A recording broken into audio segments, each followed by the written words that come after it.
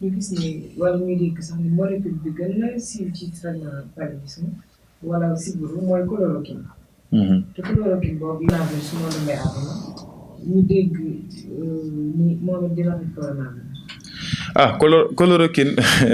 xam naa ne bëggoon nga maa duggal ci ay kii yooyu waaye baax na chloroquine moom garab la boo xamante ne bu njëkk da doon faj paludisme parce que xam ngeen ni lu ñuy tuddee résistance antimicrobienne doomu jàngoro yëpp médicaments yi leen di faj parce que population bi ñu ngi koy utiliser de telle sorte que benn instant doomu jàngoro boobu day développer lu ñu tuddee mécanisme de résistance yow mi aasi lu mu la ëpp doole lu mu la mën su ma la tiimee di la dóor chaque jour di nga jékki-jékki di nga développer stratégie boo xamante ni bu dee chaque jour nii laa lay dóoree damay ñëw rek nii laa lay dóoree benn dóor bi laa lay dóor di nga développer benn stratégie boo xamante ni balaa ma naan nii di nga yëkkati sa loxo ba sama loxo du agsi léegi garab yëpp ñëpp xam nañu garab dafa am ay cible am ak fu ñu muy fonctionner micro-organisme yi ñoom tamit yàlla daf leen a jox xarañte la ngay utiliser pour di leen rey yàlla jox na leen xarañte wu mën nañoo fexe ñoom tamit fexe ba wut seeni mën-mën ba li ngay utiliser pour rey leen ñoom par nécessité d'exister parce que nécessité kenn ku nekk sa dund dafa am lu mu waral loo xiif sa yaram am na nécessité d'exister bu minimum boo xamante ni mi ngi ci di nga dem wuti loo xamante ni dina la dundal ñoom tamit par nécessité pour ne pas être exterminé dañu développer ay mécanismes de résistance yooyu loolu la ñu gis ci bactéries yi moom la ñu gis ci virus yi ñoom la ñu gis ci parasites yi hydroxychloroquine bu njëkk daan nañ ko utiliser pour palu mais xam nga arrêté nañ ko depuis su ma juumul 2002 xam nga 2004 dañ ko utiliser parce que efficace tul woon. parce que waaw kay Plasmodium falciparum dañoo résister dañ koy utiliser waaye léegi jaruñu parce que ñoom dañoo dem parce que ñoom yàlla daf leen jox benn répertoire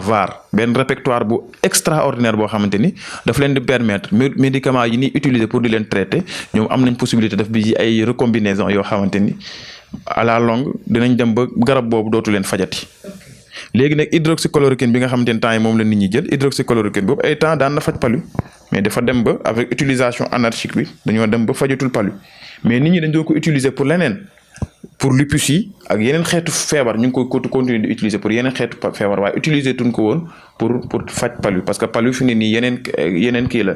yeneen xeetu comprimé la ñuy joxe wala yeneen molécule pour traiter ko. ci hydroxychloroquine boobu toujours. ñu dégg effet secondaire yu bari yu mag. Effet secondaire xam nga li may wax xam nga hydroxychloroquine ñi yàgg nañu ko utiliser ñu ngi ko doon traité ñi nga xamante ne dañuy am lupus érythémateux ñu leen koy jox te mosoo dégg ñu ni effet secondaire les médecins yi ñi nga xamante ñu ngi ñuy faj yàgg nañoo prescrire ñi nga seeni malade ñi nga xamante ni dañoo am problème yu yàq yenn arthrose yi nga xamante ni yenn problème yenn ak yeneen xeetu feebar yoo xamante ni dañuy joxe garab yooyu ñooñu xeetu feebar yooyu mais bu ñu demee ba le professeur Didier Raoult te loolu du ay caaxaan bu ñu demee ba le professeur Souleymane Mboup au niveau du Sénégal bu ñu demee ba le professeur Seydi bi nekk Fann ñëw ni lii baax na c'est parce que baax na te on l'a testé et que c'est efficace pour corona parce que efficacité corona du efficacité que ni day rey doomu jàngoro bi directement mais gis nga ni amélioration bi am entre malade bi jël loolu ak malade bi nga xamante ni jëlu ko bokkuñu ni ñu évoluer ci xeetu feebar bi te hydroxychloroquine bu leen fàtte ni garab bu nekk nag bu nee garab bi lii lay faj xam leen garab bi mi ngi faj loolu waaye garab bi mën na faj leneen lu dul loolu garab yu bari nag noonu la fa demee. Comme on est dans un contexte endémique fi mu ne nii yëpp seen xalaat ak seen xel coronavirus. ñu tey nawet moom bu ñu ko waxee xel day dem ci paludisme. ñu bëggoon a xam docteur ci paludisme boobu ak coronavirus. ndax askan bi soxla nañu ñu leen sensibiliser leen pour ñu aaru ñu moytu waaye on ne souhaite pas mais bu fekkee tey nit amee na corona à la fois amee paludisme ndax prise en charge boobu programme protocole bi waajal na ko nga xam ne dinañ ko mën a faj te du am. xam nga fi mu ne nii dañoo nekk si contexte boo xamante ni contexte bu bees la. xamagun carrément les tenants et les xamagunu ndorteel ak mujjantalu li nga xamante ni ci la ñu nekk ndorteel ak mujjantalu corona gi xamagun ko exactement wante am na ay xeetu jàngoro yoo xamante ni nii en général duñu nekkandoo duñu nekk cohabitation bi si yenn xeet yi mën na jafe mais buggul ñoo lancé wu ci loolu parce que scientifiquement y a rien qui prouve que affaire association corona ak plasmodium loo xamante ni lu plausible lu palpable bien vrai que ne am na xeetu jàngoro yoo xamante ñi am corona te amay xeetu jàngoro yooyu noonu ñuy faj xeetu jàngoro yooyu noonu di fajaale en même temps corona ñooñu ñooy gën a gaaw a wér ci ñi nga xamante ni amuñu benn xeetu jàngoro dañ leen di faj nga corona rek da ngay gis koo xamante ni par exemple day am benn feebar bu chronique bu nekk ci moom benn doomu jàngoro waral ko bu dul corona ba pare corona ñëw fekk ko fa ñuy fajaale corona di fajaale boobu te malade yooyu ñooy gën a gaaw a wér pour corona que pour ñeneen ñi nga xamante ni amuñu yeneen xeetu jàngoro bu dul corona rek lañ am. xam nga loolu ay piste la yoo xamante ni piste de réflexion scientifique yi war nañ see xalaat ñu xool est-ce que cohabitation bi mën na nekk. entre palu ay corona mais tamit bu ñu fàtte ni corona moom ci système respiratoire yi les voies respiratoires lay nekk alors que c'est au niveau sanguin mais booy traité puisque lii médicament la woon bu ñu utiliser pour traiter palu bu njëkk léegi ñu utiliser ko pour ñi